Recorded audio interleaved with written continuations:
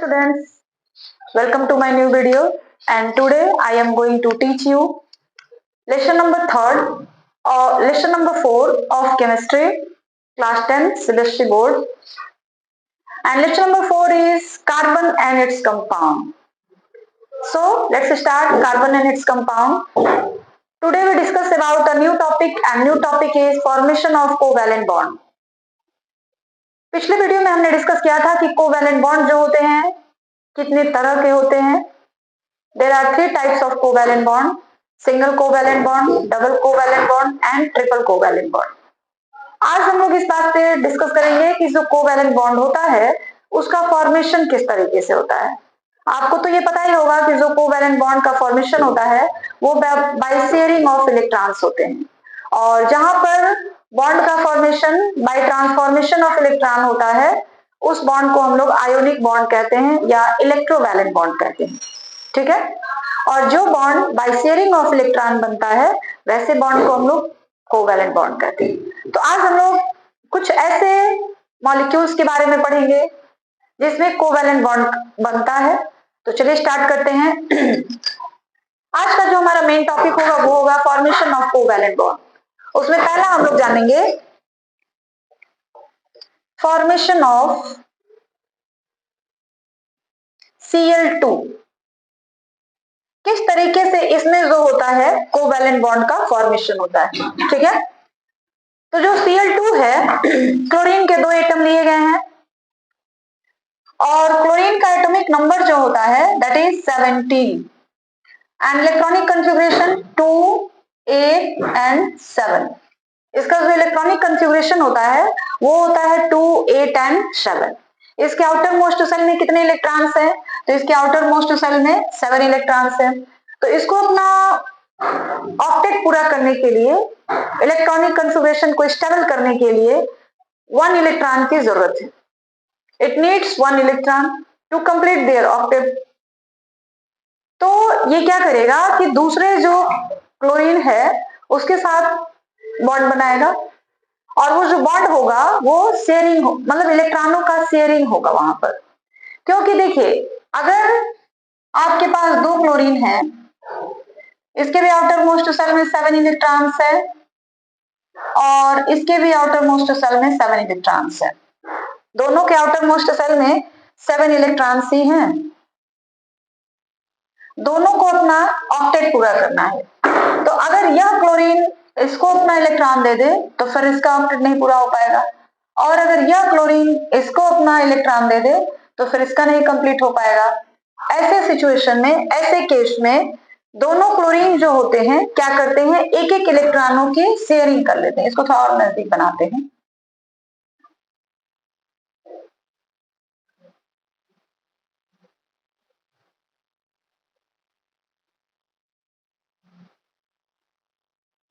ये अलग क्लोरीन परमाणु है, ये अलग क्लोरीन है.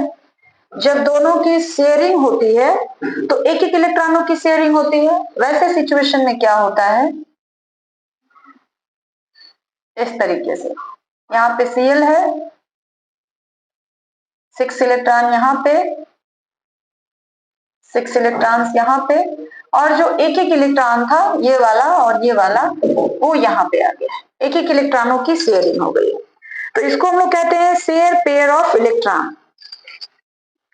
यहाँ पे जो बॉन्ड बन रहा, जो ये तो क्लोरीन एटम है, यह भी क्लोरीन एटम है, लेकिन अभी यह जो जैसे ही इलेक्ट्रॉनों की शेयरिंग हो गई ये बन गया क्लोरीन मॉलिक्यूल्स. ये क्लोरीन एटम है, क्लोरीन एटम. यह भी जो है क्लोरीन का एटम ही है, क्लोरीन एटम. लेकिन जैसे ही दोनों ने एक एक इलेक्ट्रॉनों की शेयरिंग कर ली ये अब क्या बन गया, क्लोरीन मॉलिक्यूल्स बन गए.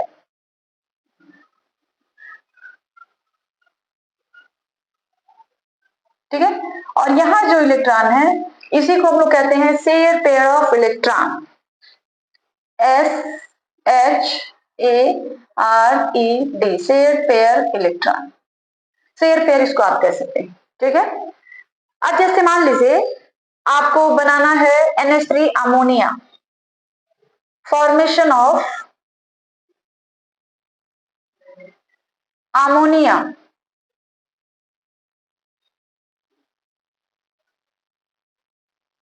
अमोनिया का फॉर्मेशन किस तरीके से होता है? तो अमोनिया का जो फॉर्मेशन होता है, पहले तो अमोनिया का फॉर्मूला होता है NH3, यानी एक एटम नाइट्रोजन का है और 3 एटम्स हाइड्रोजन के हैं। जब इन दोनों के बीच शेयरिंग होगी तब जाकर के जो है अमोनिया का फॉर्मेशन होगा। ठीक है, तो देखिए अमोनिया का फॉर्मेशन किस तरीके से होगा। सेंट्रल एटम कौन है? तो सेंट्रल एटम जिसकी संख्या कम होती है, किसी भी मॉलिक्यूल्स में जिसकी संख्या कम होती है उसी को हम लोग सेंट्रल एटम बोलते हैं। ठीक है, जिसकी संख्या कम होगी वही सेंट्रल एटम माना जाता है। तो NH3 में N की संख्या कम है और H की संख्या ज्यादा है, तो NH3 में N जो होगा वह क्या हो जाएगा? सेंट्रल एटम हो जाएगा, यानी वो बीच में रहेगा। और H की संख्या 3 है, नाइट्रोजन से अधिक है, तो यह जो होगा इसके साइड साइड में रहेगा। ठीक है, तो इस तरीके से बनेगा इसका N, एक यहाँ पे और यहाँ पे। क्लियर है? हाइड्रोजन के आउटर मोस्ट सेल में कितने इलेक्ट्रॉन्स होते हैं? 1, यहाँ पर भी 1 और यहाँ पर भी 1। नाइट्रोजन के आउटर मोस्ट सेल में कितने इलेक्ट्रॉन होते हैं? तो नाइट्रोजन के आउटर मोस्ट सेल में, पहले इस तरह हम लोग इसको कर लेंगे। नाइट्रोजन के आउटर मोस्ट सेल में देखिए हमने यहाँ पे क्रॉस लगा दिया है, तो यहाँ पे नाइट्रोजन के जो इलेक्ट्रॉन्स होंगे उसको हम लोग डॉट से ही रिप्रेजेंट करेंगे। यही जो है लुई बिंदु है, लुईस पॉइंट जिसको कहा जाता है, और जो लिविस पॉइंट्स होते हैं वो डॉट या क्रॉस होते हैं। ठीक है, हिंदी में इसको हम लोग लुई बिंदु कहते हैं। तो नाइट्रोजन के आउटर मोस्ट सेल में कितने इलेक्ट्रॉन है?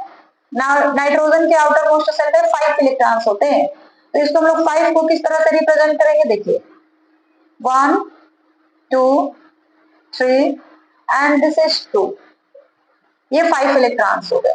ठीक है, जब शेयरिंग होगी इस तरीके से हम लोग पहले बना लेंगे।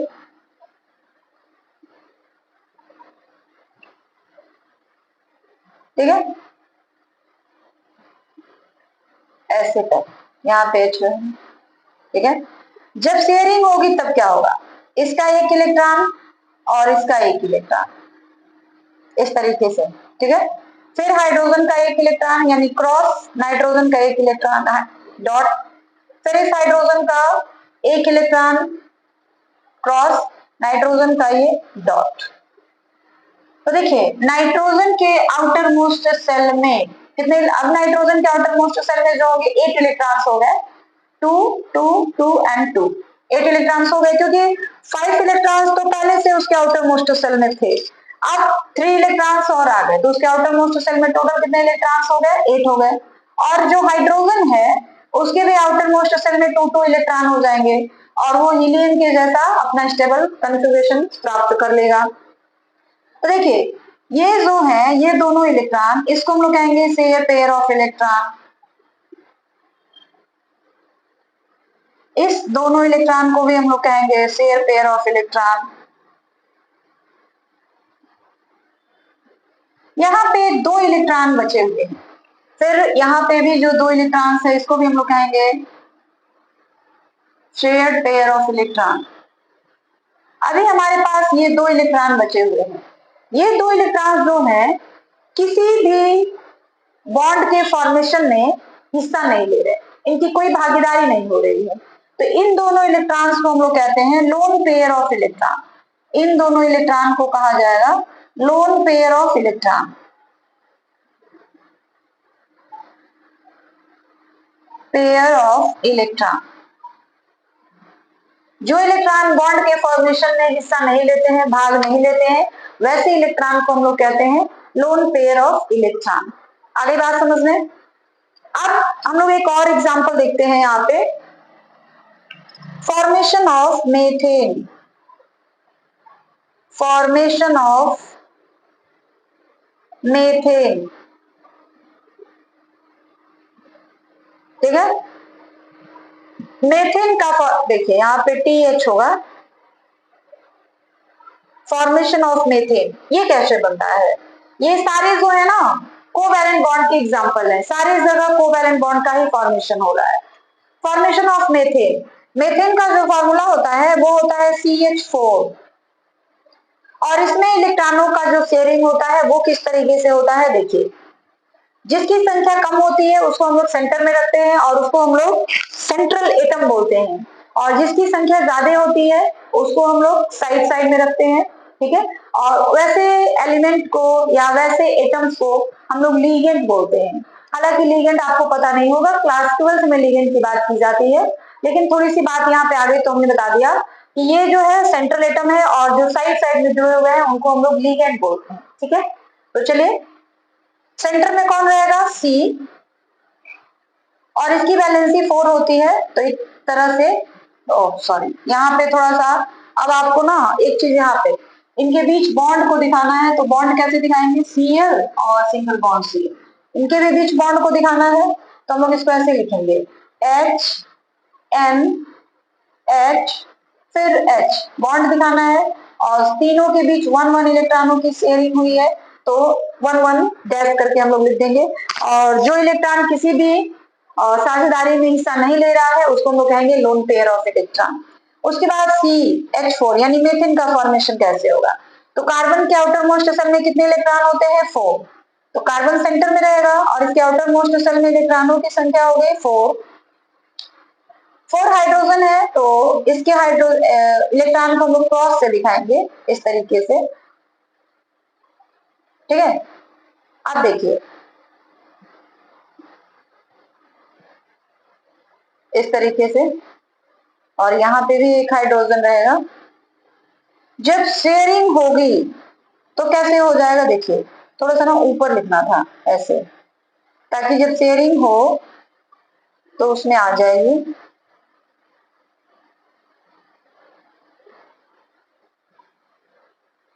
इस तरीके से शेयरिंग हो गए तो ये इलेक्ट्रॉन जो कार्बन के पास थे ना वो यहाँ पे आ जाएंगे, अब यहाँ पे आ जाएगा इस तरीके से। और अब जो इसका बॉन्ड हम लोग दिखाएंगे कोवैलेंट बॉन्ड को, तो वो किस तरह से दिखाएंगे? इस तरीके से C single bond H single bond H single bond H and single bond H। ये इसको हम लोग कहते हैं structure of methane, structure of ammonia, structure of chlorine. अब स्ट्रक्चर में आप क्या देख रहे हैं? ये सारे के सारे जो है मॉलिक्यूल्स हैं, chlorine molecules, ammonia molecules, CH4 molecules, क्योंकि एटम जो होता है smallest particle of any substance is called atom, और जब कई सारे एटम्स मिलते हैं तब जाके मॉलिक्यूल्स का फॉर्मेशन होता है। तो यहाँ पे 2 क्लोरीन एटम मिल रहे हैं तो मॉलिक्यूल, क्लोरीन का मॉलिक्यूल फॉर्म हो रहा है। यहाँ पे एक नाइट्रोजन एटम और 3 हाइड्रोजन एटम आपस में कंबाइन हो रहे हैं तो वहां पे अमोनिया मॉलिक्यूल्स बन रहा है, और यहाँ पे 1 कार्बन एटम 4 हाइड्रोजन एटम मिल रहे हैं तो आपका मेथेन का फॉर्मेशन हो रहा है। अब एक चीज आप इसमें ध्यान देने वाली बात है कि जो क्लोरीन है, क्लोरीन वही मॉलिक्यूल्स है, अमोनिया भी मॉलिक्यूल्स है और CH4 यह भी मॉलिक्यूल्स है, यानी मेथेन भी जो है मॉलिक्यूल्स है। अब इन सारे में डिफरेंस क्या है? क्लोरीन में क्या है? दोनों एटम सेम सेम है, क्लोरीन कह दीजिए या H2 कह दीजिए, O2 कह दीजिए, और क्या कहा जाए, Cl2 कह दीजिए, Br2 कह दीजिए। इन सारे में क्या है, आप यहाँ पे इन सारे मॉलिक्यूल्स में क्या चीज है कि दोनों जो एटम्स हैं वो सेम टाइप्स के हैं, दोनों एटम्स जो है सेम टाइप्स के हैं। तो ऐसे एटम्स को हम लोग कहते हैं होमो एटॉमिक मॉलिक्यूल्स। ऐसे एटम्स को हम लोग क्या कहेंगे? होमो एटॉमिक मॉलिक्यूल्स। और जो मॉलिक्यूल्स या जिस मॉलिक्यूल्स के जो एटम्स हैं वो डिफरेंट है, अलग अलग हैं, तो वैसे मॉलिक्यूल्स को हम लोग कहते हैं हेट्रोएटॉमिक मॉलिक्यूल्स। हेट्रोएटॉमिक मॉलिक्यूल्स, और जिसके सेम होते हैं उसको कहते हैं होमो एटॉमिक मॉलिक्यूल्स। ये बात क्लियर हो गई है? तो चलिए अब हम लोग इसको डिफिनेशन मतलब इन दोनों का डिफिनेशन हम लोग लिखेंगे कि हेट्रोएटॉमिक मॉलिक्यूल्स क्या है, होमो एटॉमिक मॉलिक्यूल्स क्या है। आगे बात समझ में? अब हम लोग आगे बढ़े।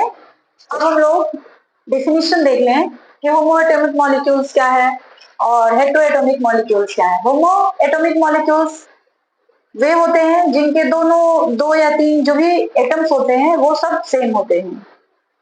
Molecules which are made from only one kind of atoms is called homoatomic molecule. For example, H2Cl2O2N2। एक ही तरह के एटम से मिलकर बने हुए मॉलिक्यूल्स को हम लोग क्या कहते हैं? होमोएटॉमिक मॉलिक्यूल्स कहते हैं। Heteroatomic molecules, molecules which are made from more than one type of atoms is called heteroatomic molecules. For example, CH4, NH3, HCl और भी आप एग्जांपल दे सकते हैं। उसके बाद जो मोस्ट इंपॉर्टेंट टॉपिक है, इस पूरे चैप्टर का सबसे इंपॉर्टेंट टॉपिक है, वो है एलोटॉपिक फॉर्म ऑफ कार्बन। अब ये एलोट्रॉप्स क्या होते हैं, एलोट्रॉपी क्या है? देखिए, कार्बन जो है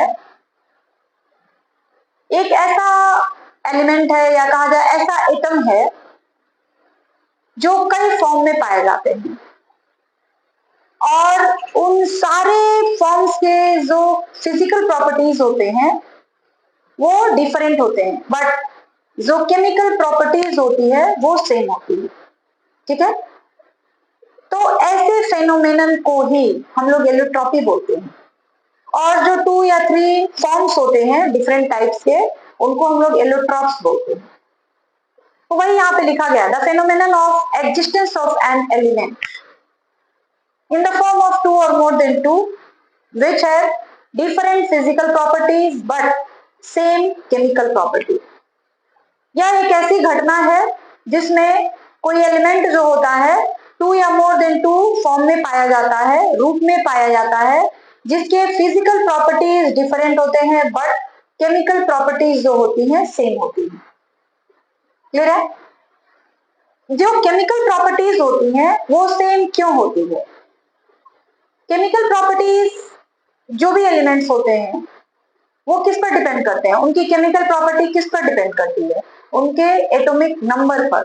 और एटॉमिक नंबर भी नहीं कहा जाएगा, ये कहा जाएगा कि उनकी वैलेंसी कितनी है, उसके आउटर मोस्ट सेल में इलेक्ट्रॉन्स कितने हैं। 2 or more than 2 atoms in which same number of electrons in outermost cell, they have same physical chemical property। दो या दो से अधिक एटम्स या दो या दो से अधिक एलिमेंट जिसके आउटर मोस्ट सेल में सेम इलेक्ट्रॉन्स होते हैं, तो सेम इलेक्ट्रॉन्स होंगे तो उनकी वैलेंसी भी सेम हो जाएगी। तो वैलेंसी सेम होने के कारण इन सारे एलिमेंट्स की, सारे एटम्स की जो केमिकल प्रॉपर्टी होती है वो सेम होती है। तो केमिकल प्रॉपर्टी बेसिकली किस पर डिपेंड करती है? उनकी वैलेंसी पर। अगर बहुत सारे एटम्स ऐसे हैं, बहुत सारे एलिमेंट ऐसे हैं जिनकी वैलेंसी जो है सेम है, it means outermost shell में इलेक्ट्रॉन सेम है, तो उन सारे की फिजिकल केमिकल प्रॉपर्टी क्या होगी? सेम होगी। आगे बात समझ लें। जैसे आपने पीरियोडिक टेबल पढ़ा होगा, पीरियोडिक टेबल में ये आपको बताया गया होगा कि एक ग्रुप जो होता है, चाहे 1A ग्रुप हो, चाहे 2A ग्रुप हो, चाहे 3A ग्रुप हो, जितने भी ग्रुप्स होते हैं उसमें जितने भी एलिमेंट्स होते हैं सबकी वैलेंसी सेम होती है और वैलेंसी सेम होने के कारण उन सबकी केमिकल प्रॉपर्टीज भी सेम होती है। इतनी सी बात समझ आ गई आपको कि जो कार्बन के एलोट्रॉप्स हैं उनकी केमिकल प्रॉपर्टी क्यों सेम होती है? क्योंकि जितने भी इलेक्ट्रॉन्स हैं कार्बन के, उन सब में कार्बन एटम ही प्रेजेंट है और सब में कार्बन एटम की वैलेंसी जो है वो सेम हो रही है। इसलिए इन सारे इलेक्ट्रॉन्स की जो केमिकल प्रॉपर्टी होगी वो क्या होगी? सेम होगी, but physical properties are different. वैसे तो अगर कहा जाए तो फिजिकल प्रॉपर्टी जो होती है वो एटॉमिक मास पर डिपेंड करती है और केमिकल प्रॉपर्टी जो होती है वो एटॉमिक नंबर पर डिपेंड करती है। ठीक है, तो एटॉमिक नंबर सेम होने के कारण, उनकी वैलेंसी सेम होने के कारण उनकी जो केमिकल प्रॉपर्टीज हैं वो भी सेम होती हैं। बट यहाँ पे क्या है कि फिजिकल प्रॉपर्टी डिफरेंट क्यों है? फिजिकल प्रॉपर्टी डिफरेंट इसलिए होती है कि जो इनका अरेंजमेंट होता है कार्बन एटम का वो डिफरेंट होता है। Different arrangement of carbon atom, जो भी ये एलोट्रॉप्स हैं उनमें कार्बन प्रेजेंट है और कार्बन का जो अरेंजमेंट है वो डिफरेंट टाइप का है, इसलिए इनकी फिजिकल प्रॉपर्टी भी क्या हो रही है? डिफरेंट हो जा रही है। क्लियर है बातें? अब ये फिजिकल प्रॉपर्टी क्यों डिफरेंट हो रही है इसको हम लोग डिटेल में थोड़ा आगे पढ़ेंगे। पहले हम लोग ये जान ले कि एलोट्रॉपिक फॉर्म ऑफ कार्बन क्या होता है। The phenomenon of existence of an element in two और more than two forms which have different physical properties but same chemical properties is called allotropy and the different forms are called allotropes। जिसकी एक ऐसा atom जो दो या दो से अधिक फॉर्म में पाया जा रहा है और उन सारे फॉर्म्स की जो फिजिकल प्रॉपर्टी हो रही है वो डिफरेंट हो रही है बट केमिकल प्रॉपर्टी सेम हो रही है, इस घटना को ही हम लोग क्या कहते हैं, एलोट्रॉपी कहते हैं। और जिन रूपों में वह एटम पाया जा रहा है उसको हम लोग कहते हैं allotropes. There are three allotropes of carbon. Carbon के थ्री एलोट्रॉप्स होते हैं, that is diamond, graphite and fullerene. इसको बहुत सारी बुकों में बकमिनिस्टर फुलरीन भी कहा जाता है। These three allotropes are purest form of carbon. They have same chemical property but different physical properties due to different arrangement of carbon atom in it। वही बात जो भी हमने बताया कि जो फिजिकल प्रॉपर्टी होती है वो डिफरेंट क्यों होती है, क्योंकि उसमें जो कार्बन एटम का अरेंजमेंट होता है वो डिफरेंट होता है, इसलिए इनकी फिजिकल प्रॉपर्टीज जो होती है वो क्या होती है, डिफरेंट होती है। क्लियर है? इतनी बातें समझ आ गई। एलोट्रॉप्स ऑफ कार्बन क्या है, कार्बन के कितने एलोट्रॉप्स होते हैं और उन एलोट्रॉप्स की प्रॉपर्टीज क्या होती हैं, कि फिजिकल प्रॉपर्टी डिफरेंट होते हैं, केमिकल प्रॉपर्टी सेम होते हैं। इन सारे की फिजिकल और केमिकल प्रॉपर्टी जो है हम लोग आगे वीडियो में डिस्कस करेंगे। इतनी बातें आपको क्लियर हो गई हैं? आगे बढ़ा जाए, चलिए।